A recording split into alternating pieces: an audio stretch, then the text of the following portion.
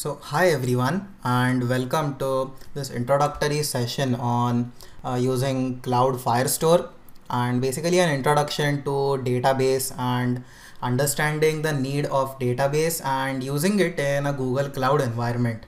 Okay, so this is actually the fifth session in the Google Cloud online course, but in from this session onwards we will be looking at a completely new topic. So if you have not attended the previous sessions, then it is completely fine, because anyway we are starting from a clean slate. Okay, so with that, the target for this particular section is to give you a firm understanding of database and then implement database. Okay, so with that, let's first of all look at what are the section deliverables for this particular database sections.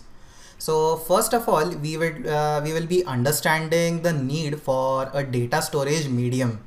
So essentially we will be looking at a problem which was present in computer science, and then how exactly was that problem addressed. Then we will understand the basic types of database architectures. We will look at SQL versus NoSQL database. Then we will be looking at Firebase. Then we'll also understand what exactly is Cloud Firestore in Firebase. Then we will build a Python application using Cloud Firestore. So essentially the goal over here is to build a command line application which is like an e-commerce platform.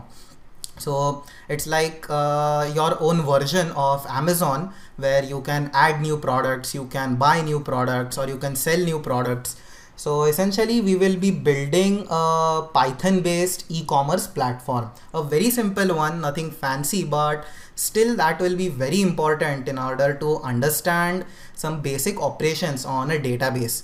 Then we will be looking at some CRUD operations on a Firestore database. So we'll also be looking at what exactly are CRUD operations.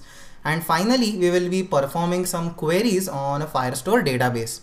Okay, so with that, let's get started on the very first part, which is actually understanding what exactly is the need of a particular database platform.